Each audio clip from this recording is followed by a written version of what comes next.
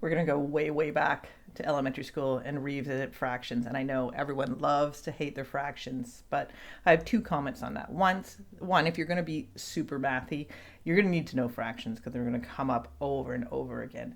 Two, if you're going into a trade, chances are you're still working in US customary or imperial, so you're using inches and fractions of an inch, so you're definitely going to need to know your fractions for that. The easiest way to visualize a fraction is to think of what a whole number means. And we always like to use a circle for a whole number. So if we look at our first circle here, let's say this is a whole number and this is 1. And if we were to shade in that entire circle, we would have the whole number 1.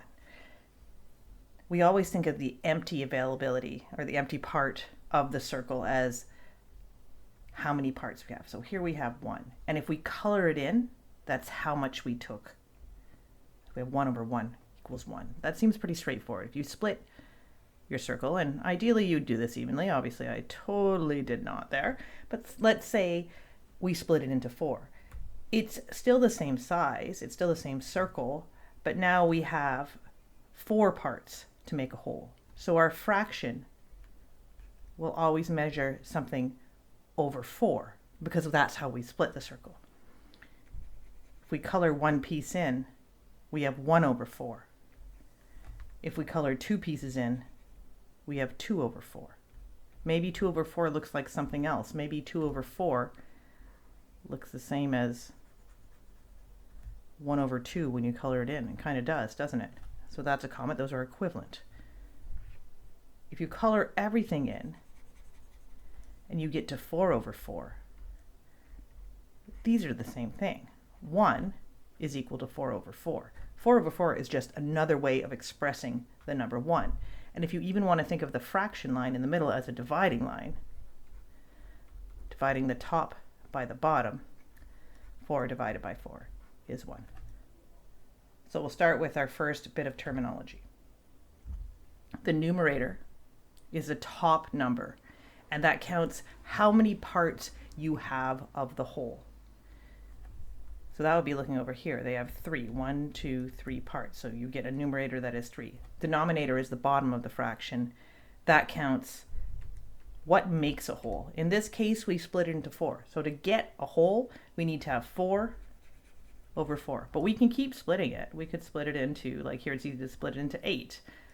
And then if we wanted a whole, we'd have to have 8 over 8. Anything less than 8 or over 8 would be what we call a proper fraction, not quite the number 1.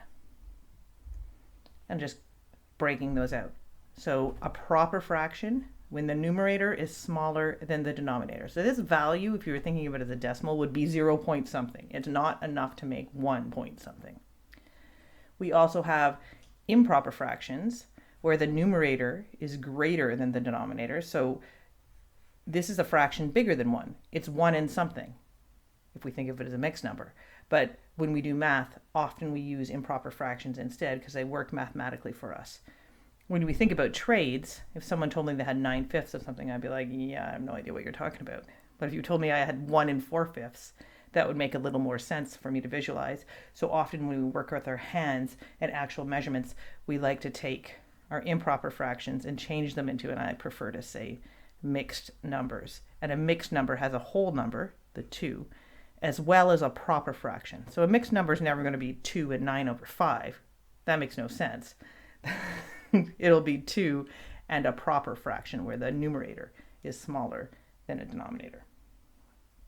A really important concept for us, especially when it comes to adding and subtracting fractions, is an equivalent fraction. So looking at all these pictures, if I just kind of fuzz my eyes out and only look at what's colored, I see for all pictures I've colored half of the circle. Different colors, but only half is colored. But the fractions on the bottom are quite different, but they're all equivalent. They have the same value. They fill half of the circle up, but they're expressed in different ways. How do you make equivalent fractions? By you multiplying by what we call versions of 1. So if we have 1/2 and we want to make it into something over 4, we need to multiply top and bottom by a version of 1. And all the work happens in the denominator. Taking this to an example, if I have 1 over 4, I want to know what that is over 8. So to find that missing value, that question mark, I need to know what happened to change the 4 in the denominator to an 8. And it's not ever adding or subtracting. It's always going to be multiplying, dividing when you do these changes. To make 4 into 8, I need to multiply it by 2, right? So I did this math. I made 4 times 2 equals 8. And if you want to create an equivalent fraction, the rule is you have to do the same thing to the part you're missing. So I'm missing the numerator here. So I'm going to do 1 times 2. 1 times 2 is 2. So 1 over 4 is equivalent to 2 over 8.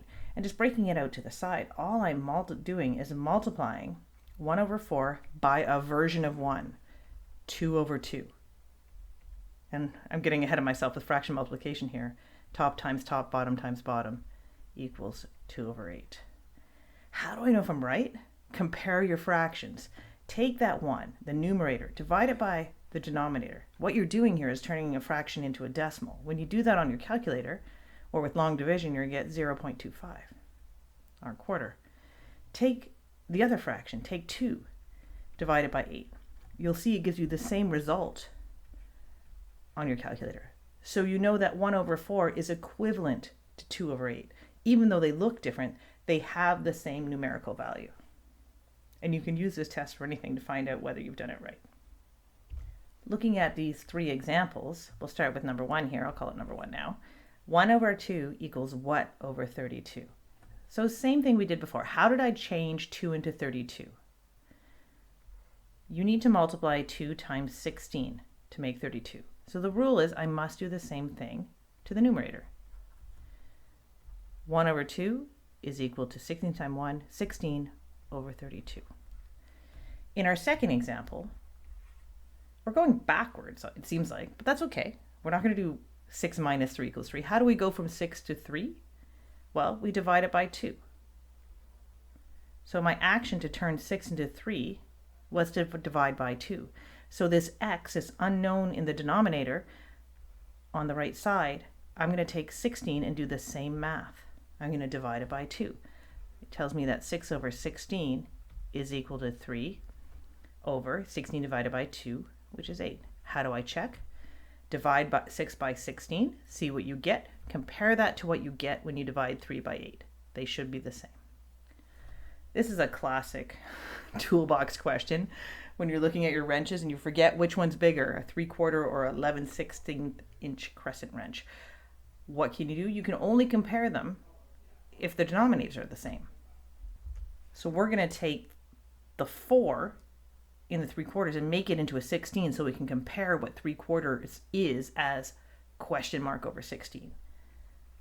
If I want to make a 4 into a 16, I need to multiply it by 4. 4 times 4 is 16. If I multiply the denominator by 4, if I want to keep the fraction equivalent, the same value, I need to multiply the top by 4 as well. So 3/4 is the same as 12 over 16. If you have 12 out of 16, you have more pieces of that pie. More of that circle is filled in with 12 over 16. So 12 over 16, we know it's 3/4, so it's going to look like this. That means even without drawing it, we know that 11 over 16 is just going to be a little bit smaller. So 12 over 16 is greater than 11 over 16. Sometimes we want to change improper fractions. That's what we see here. A, B, and C are improper because the numerator is bigger than the denominator, and we want to change them into those mixed numbers. We want to make this like 2 and something or 5 and something, because those are easy for us to visualize. And in fact, on all fraction questions, your answer should be, if required, switched back into a mixed number, or just a proper fraction if it's less than 1. So we know how to do this actually using long division, which we went over last class. It's kind of fun. So if you take A, and look at this, like we said, this is a division question. This is 5 divided by 2. That's what we were doing to check equivalency. We're using the division operation. So we're going to set it up the same way. 5 divided by 2, how many times does 2 go into 5? And we're not going to carry this the whole way. We're just going to do one round of it. 2 goes into 5 2 times. So we put a 2 on the top, and then we're going to do some math. 2 times 2 is 4, so remember from last class.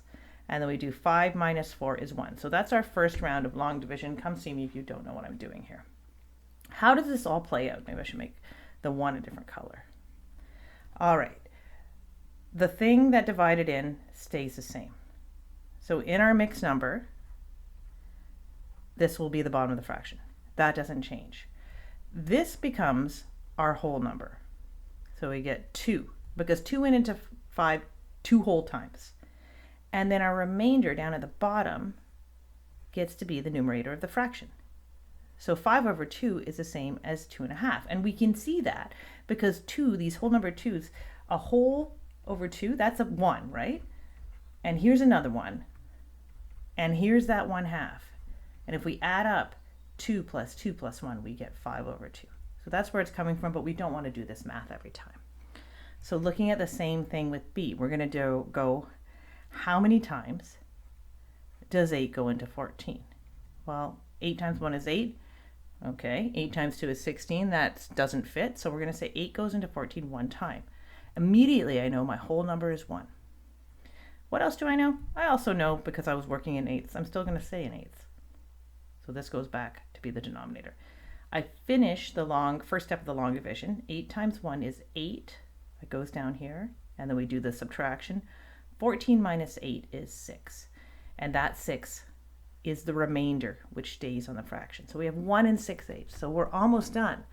Is there a better way of expressing this? Yes, we love our fractions in lowest terms. So if you have a 6 over 8, where they're both even, that means they're both divisible by 2. So you can find an equivalent fraction by doing this math. Divide top and bottom by 2 and get 1 3/4, which is a great thing that we have an ability to understand. Looking at C.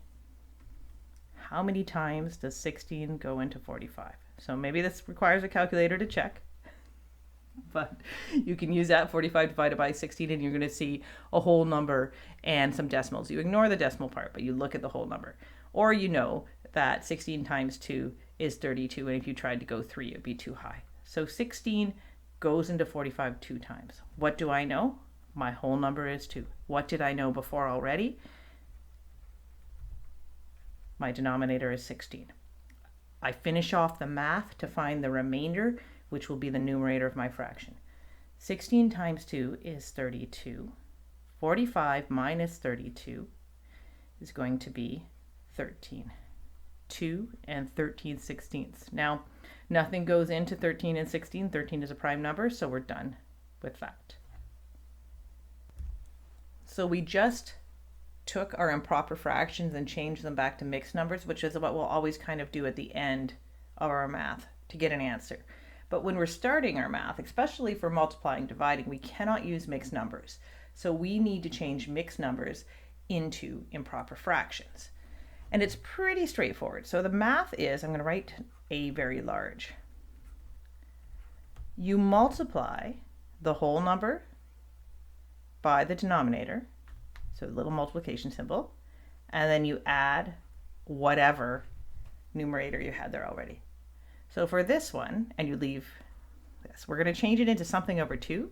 Our first math is at 2 times 1, so we do 2 times 1, and then we add the one that was already there. So we get 2 times 1 is 2 plus 1, 3 over 2. Looking at our second one, we're going to create something over 8. We multiply the denominator times the whole number. So the math will be 3 times 8, and then we add in the numerator, plus 7.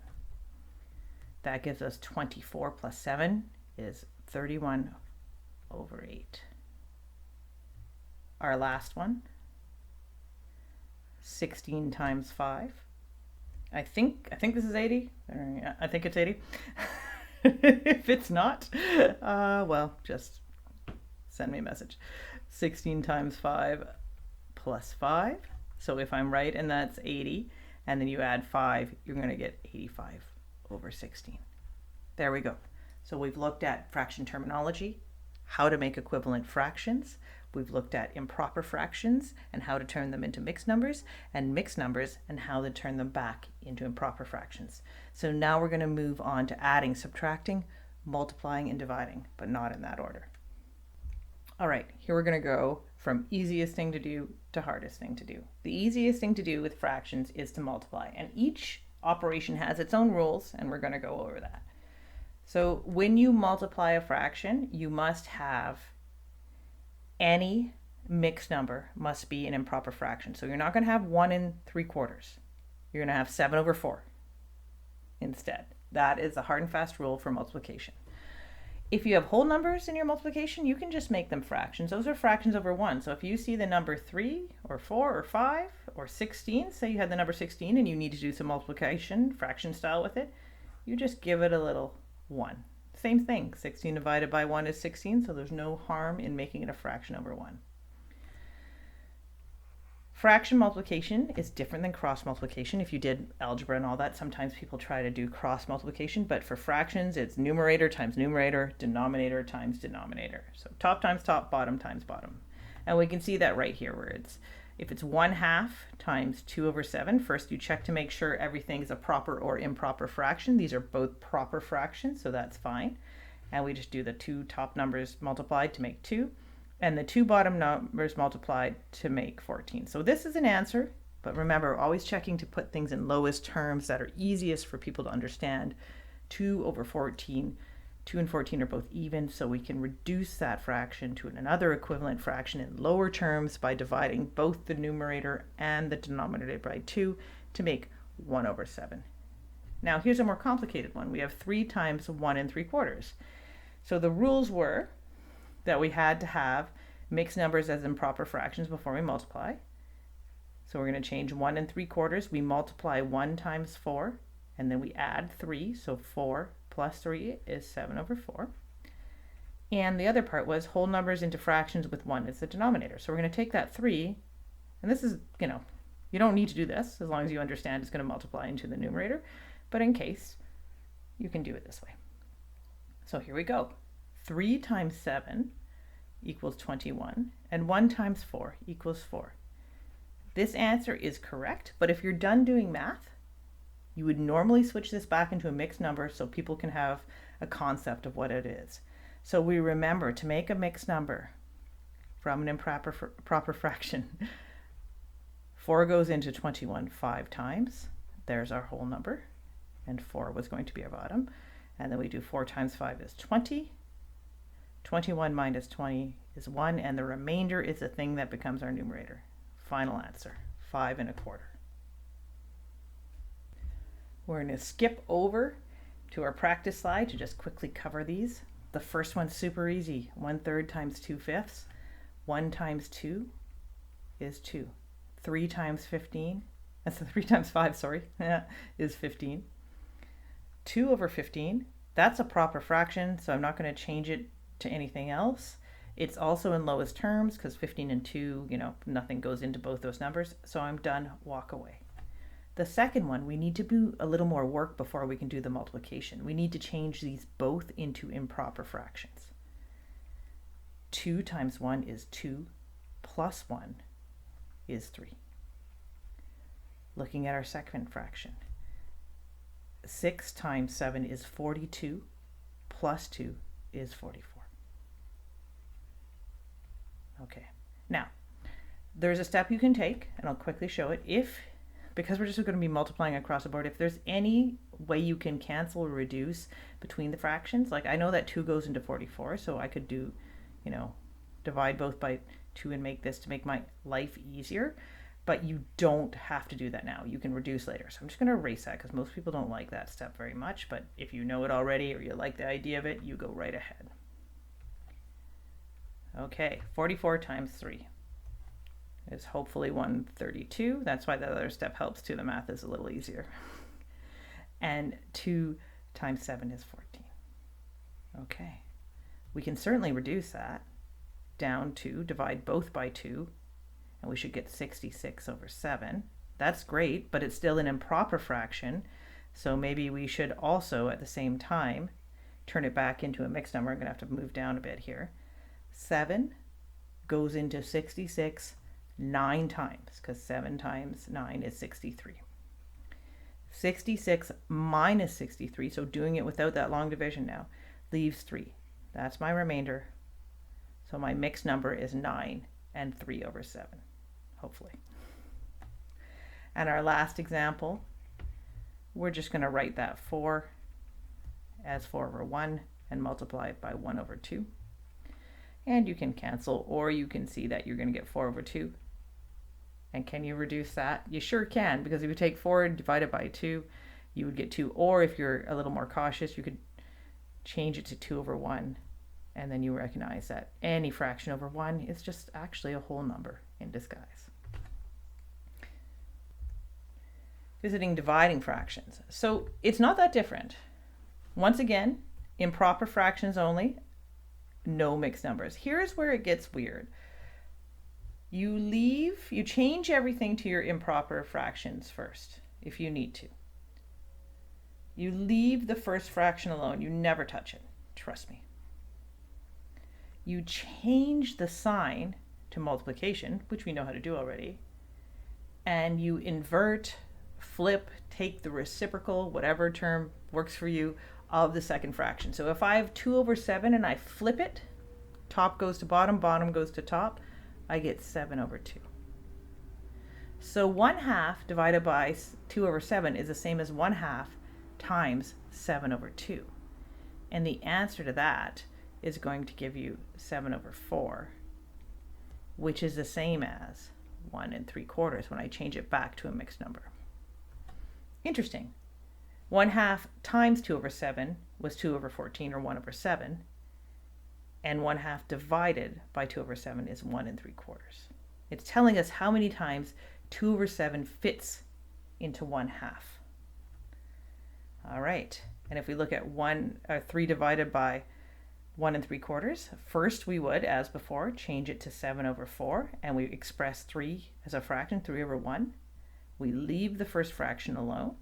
We change the sign to multiplication, and we flip the second fraction. And we're going to get 3 times 4 is 12 over 1 times 7 is 7. We change this to a mixed number because it is currently an improper fraction. The numerator is bigger than the denominator. 7 goes into 12 one time. 12 minus 7 gives you a remainder of 5. And the 7 stays the same. And we can't reduce that one. Going back to our other slide. We're going to try and fit some of the stuff in on the same place. I didn't leave myself a lot of room. All right, so we're going to, for our first one, 1 over 3 times 5 over 2. So just changing the sign and flipping that second fraction gives us 5 over 6. This is a proper fraction. We can just leave it and walk it away. I'm going to skip ahead a bit with this one. I already know that my math will be 3 over 2 because I've done it here already, changing.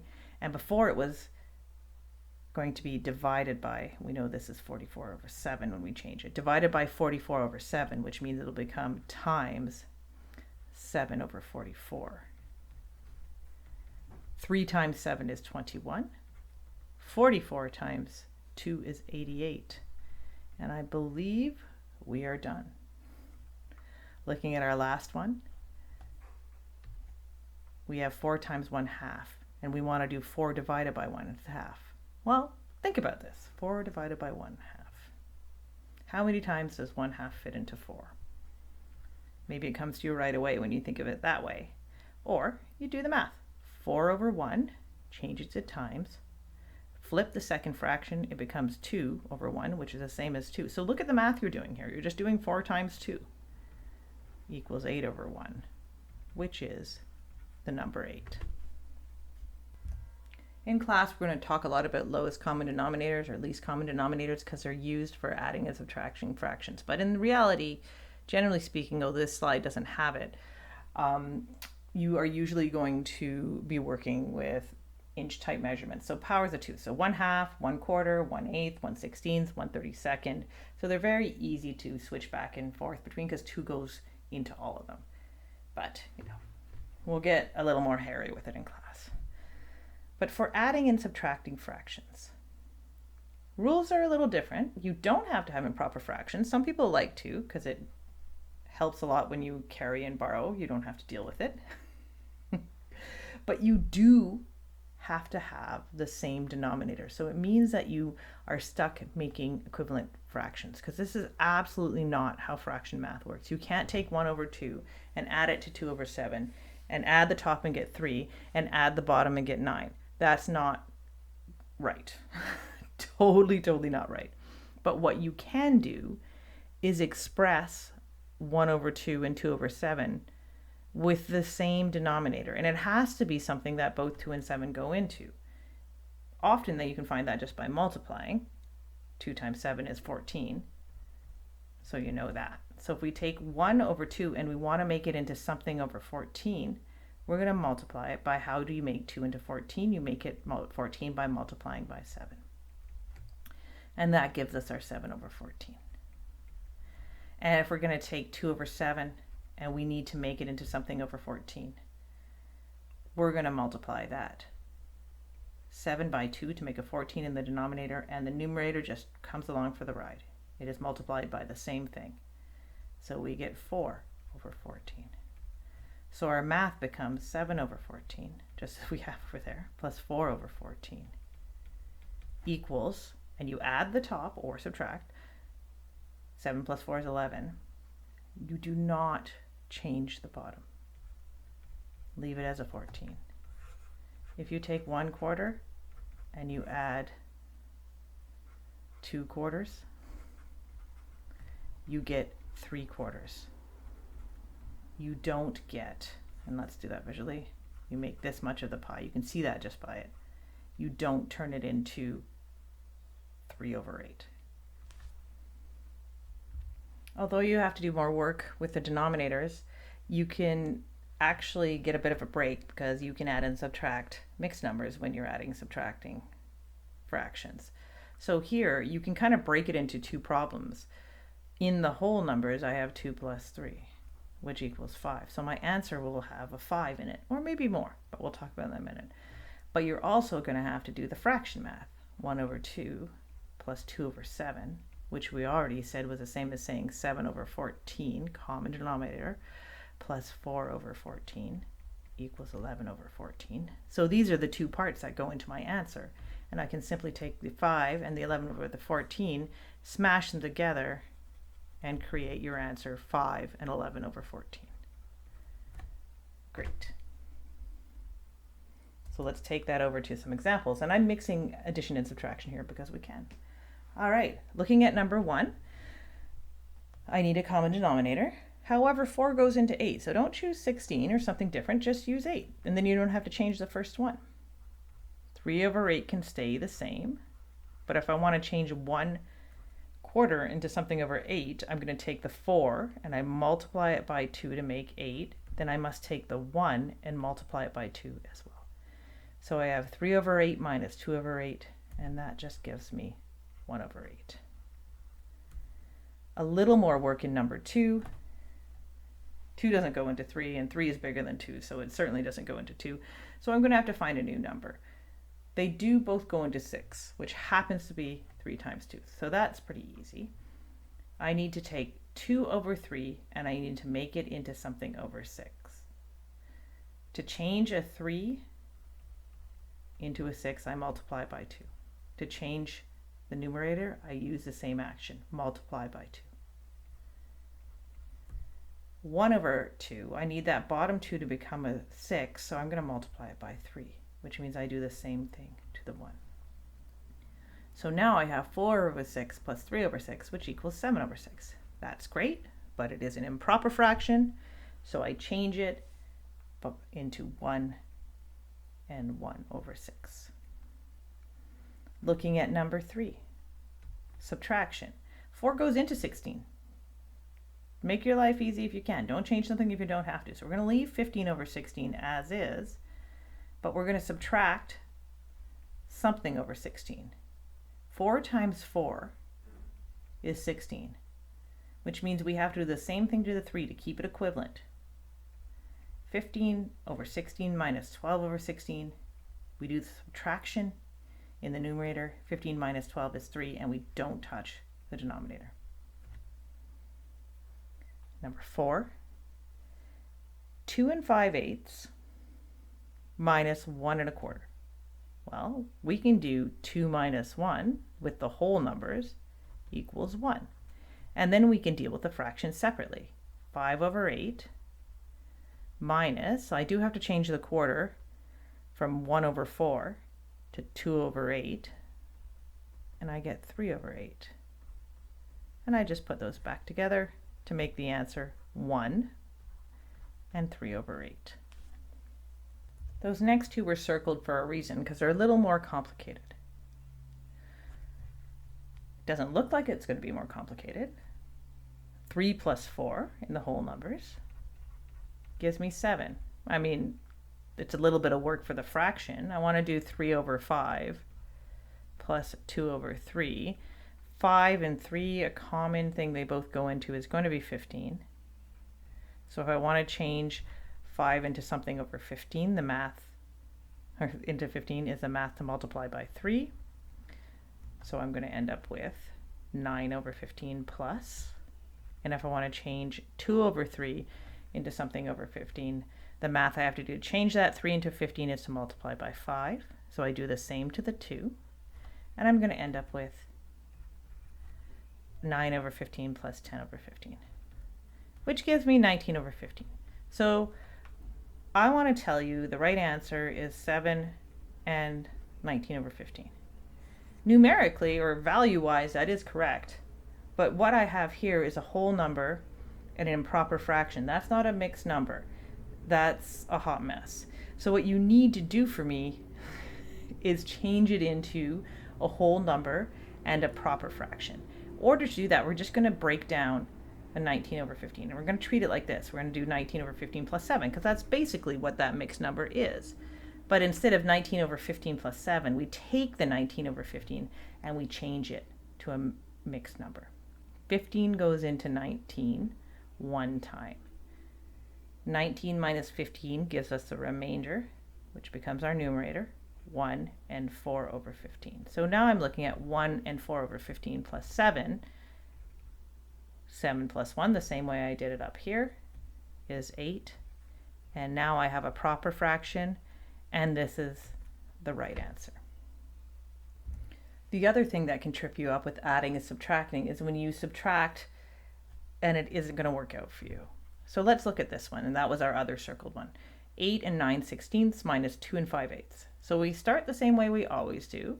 We take 9/16 and we leave it because that's a 16, but we'll change the 5/8 into 10/16. So once we start this math, 8 minus 2 is great. That gives me 6. But 9 minus 10 in the fraction is going to give me -1/16. We don't want to deal with these negative numbers, so I'm going to give you two options. Option 1 is to work in improper fractions. So let's go back to this step. Let's change 8 and 9/16 into an improper fraction. It's disgusting.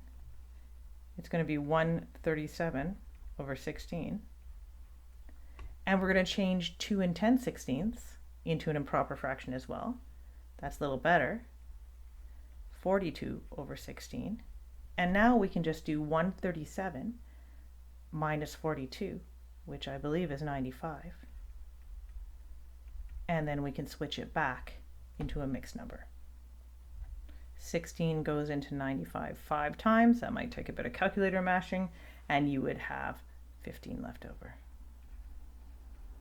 Okay. Option 2 is borrowing. And some people get this, and some people are like, I don't even know what's going on.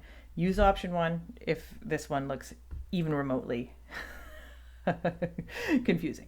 So when I borrow from the first number, what I'm going to do is I'm going to take that 8, let's say I'll write it over here, 8 and 9/16, and I'm going to borrow.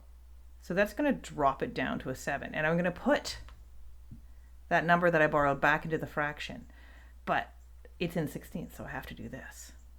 Okay, so 8 and 9/16 is the same as saying 7 and 9 plus 16 is 25/16. So this kind of goes back to when we did that addition and we had a whole number and improper fraction. If you got this answer, you would express it as 8 and 9/16. But this time we're doing what we're not supposed to do so that we can have some nice subtraction.